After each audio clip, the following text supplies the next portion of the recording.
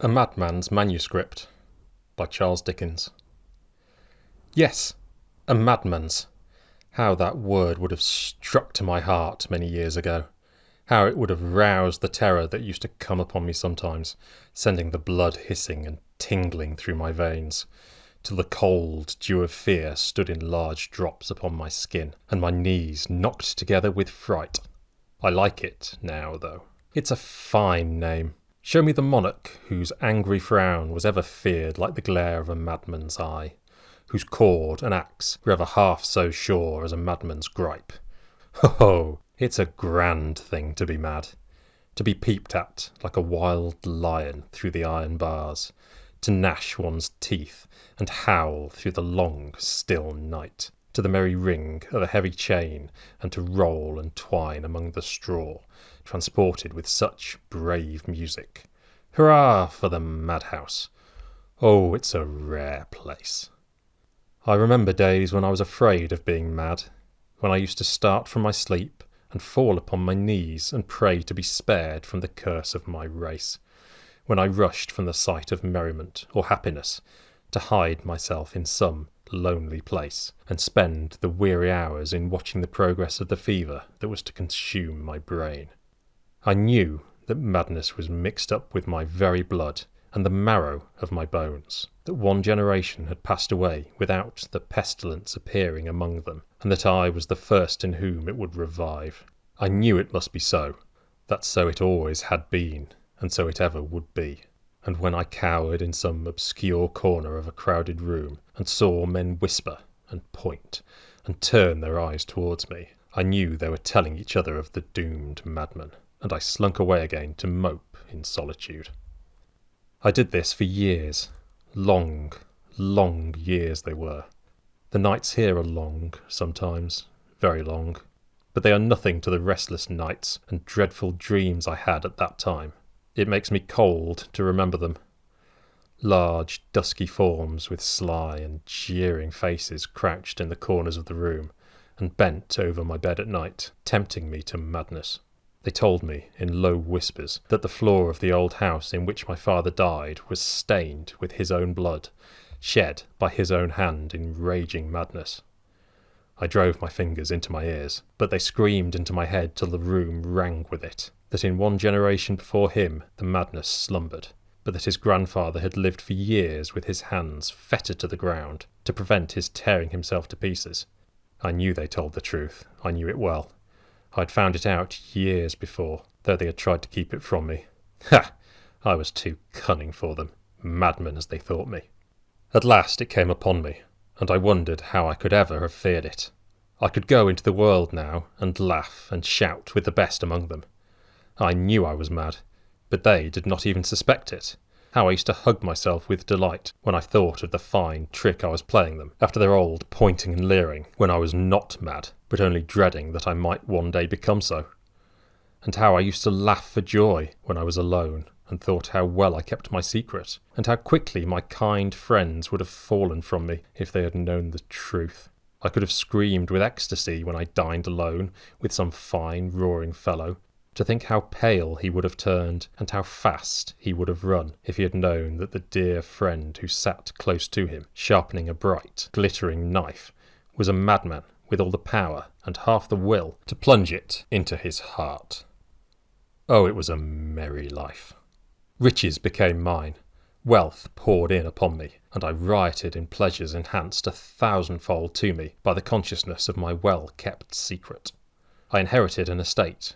The law, the eagle-eyed law itself, had been deceived, and had handed over disputed thousands to a madman's hands. Where was the wit of the sharp-sighted men of sound mind? Where the dexterity of the lawyers, eager to discover a flaw? The madman's cunning had overreached them all.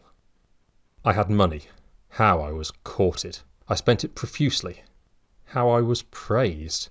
How those 3 proud, overbearing brothers humbled themselves before me. The old, white-headed father, too. Such deference, such respect, such devoted friendship. He worshipped me. The old man had a daughter, and the young men a sister, and all the 5 were poor.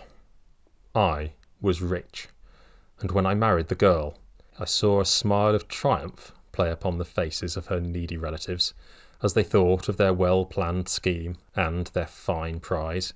It was for me to smile, to laugh outright, and tear my hair and roll upon the ground with shrieks of merriment. They little thought they had married her to a madman. Stay, if they had known it, would they have saved her?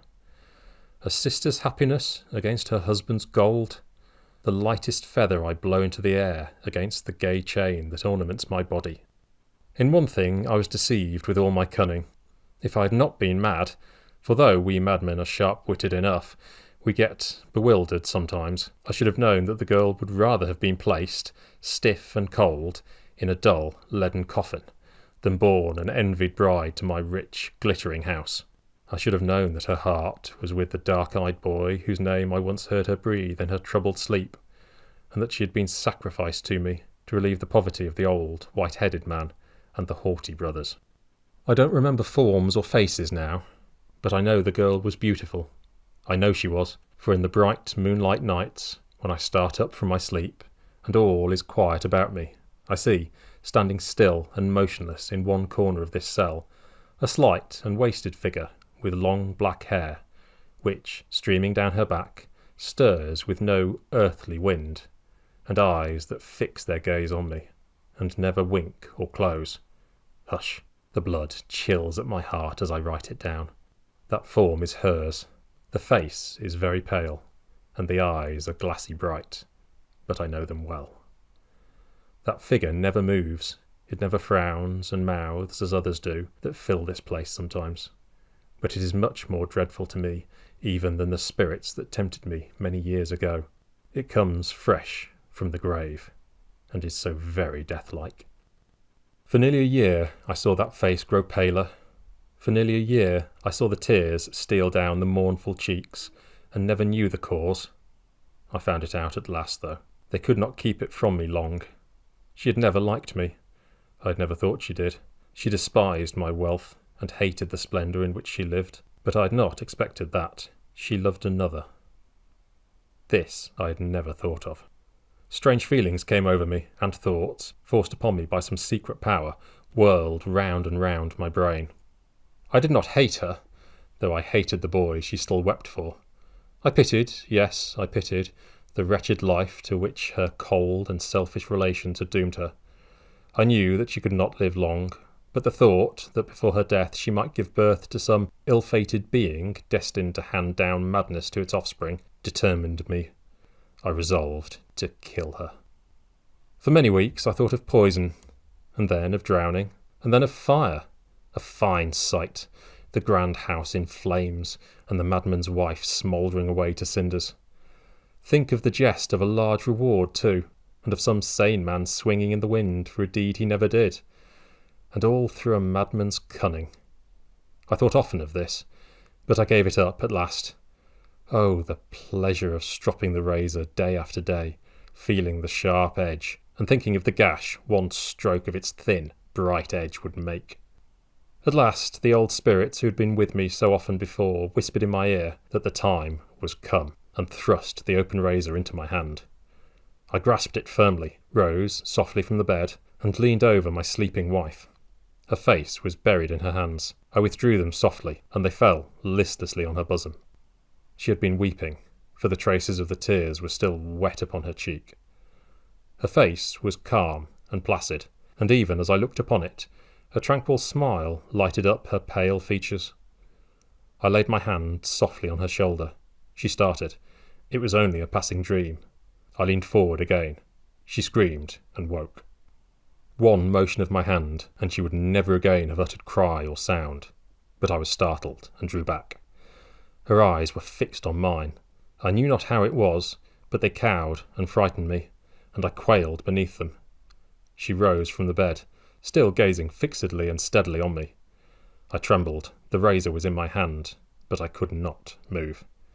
She made towards the door. As she neared it, she turned and withdrew her eyes from my face. The spell was broken.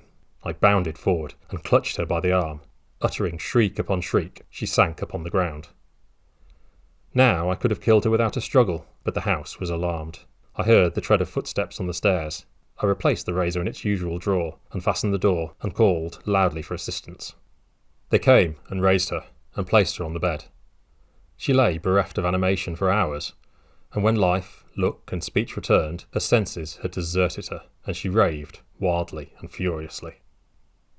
Doctors were called in. Great men who rolled up to my door in easy carriages with fine horses and gaudy servants. They were at her bedside for weeks. They had a great meeting and consulted together in low and solemn voices in another room. One, the cleverest and most celebrated among them, took me aside and, bidding me prepare for the worst, told me, the madman, that my wife was mad. He stood close beside me at an open window, his eyes looking in my face and his hand laid upon my arm.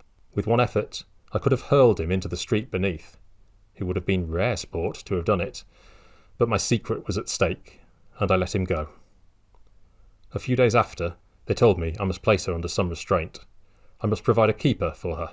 I went into the open fields where none could hear me, and laughed till the air resounded with my shouts. She died next day. The white-headed old man followed her to the grave, and the proud brothers dropped a tear over the insensible corpse of her whose suffering they had regarded in her lifetime with muscles of iron. All this was food for my secret mirth, and I laughed behind the white handkerchief which I held up to my face as we rode home, till the tears came into my eyes. But though I had carried my object and killed her, I was restless and disturbed, and I felt that before long my secret must be known. I could not hide the wild mirth and joy which boiled within me, and made me, when I was alone at home, jump up and beat my hands together, and dance round and roar aloud. When I went out and saw the busy crowds hurrying about the streets, or to the theatre, and heard the sound of music, and beheld the people dancing, I felt such glee that I could have rushed among them, and torn them to pieces limb from limb, and howled in transport. But I ground my teeth, and struck my feet upon the floor, and drove my sharp nails into my hands.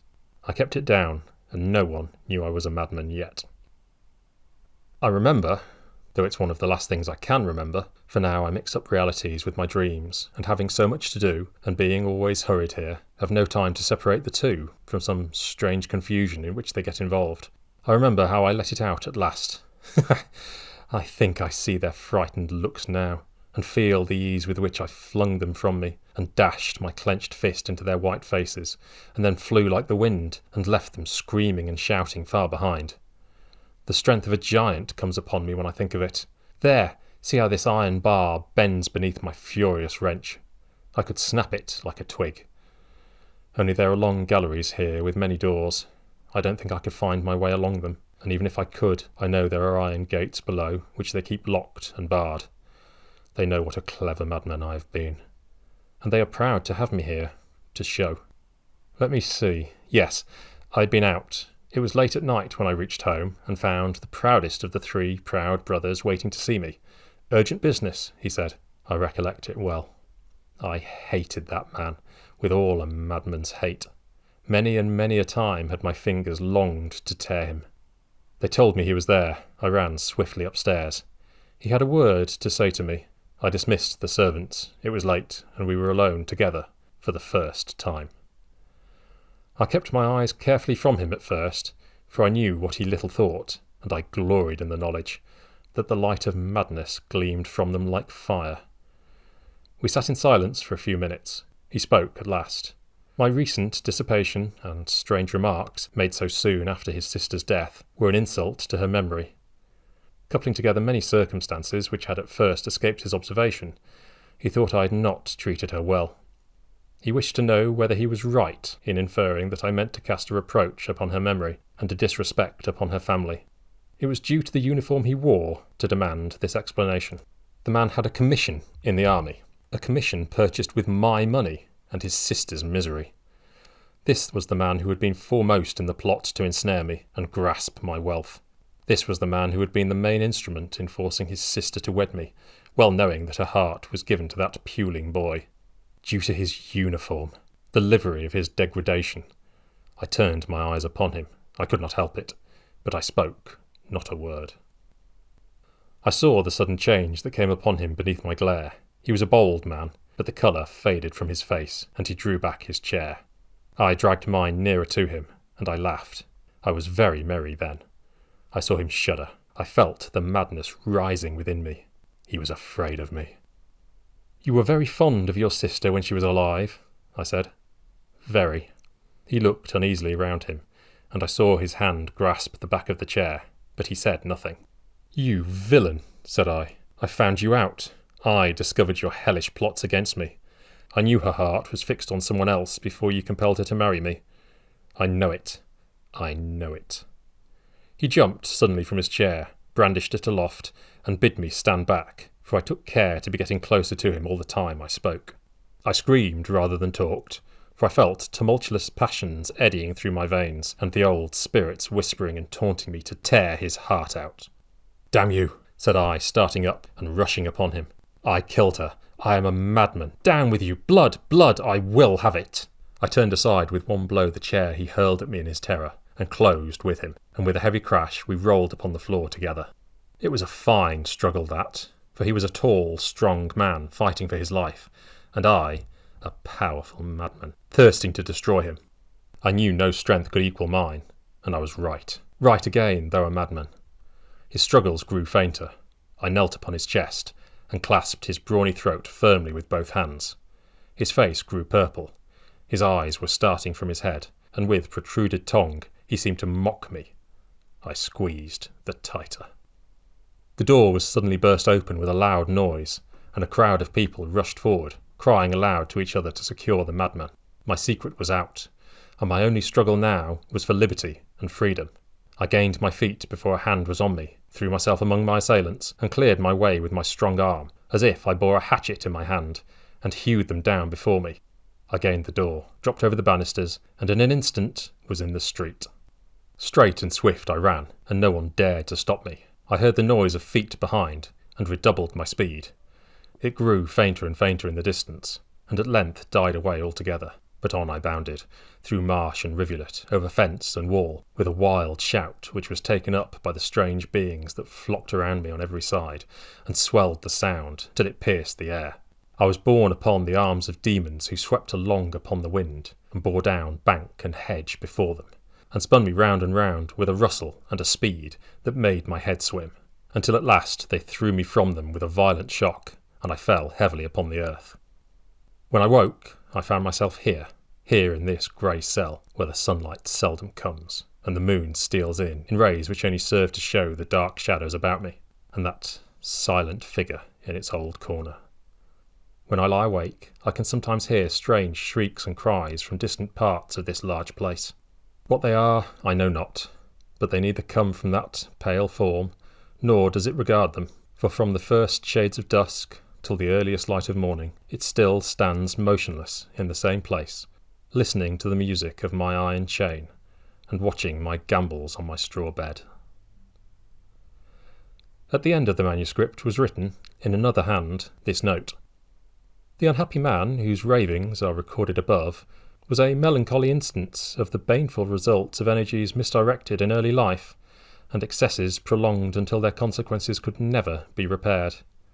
The thoughtless riot, dissipation, and debauchery of his younger days produced fever and delirium. The first effects of the latter was the strange delusion, founded upon a well-known medical theory, strongly contended for by some, and as strongly contested by others, that an hereditary madness existed in his family. This produced a settled gloom, which in time developed a morbid insanity, and finally terminated in raving madness. There is every reason to believe that the events he detailed, though distorted in the description by his diseased imagination, really happened. It is only matter of wonder to those who were acquainted with the vices of his early career that his passions, when no longer controlled by reason, did not lead him to the commission of still more frightful deeds.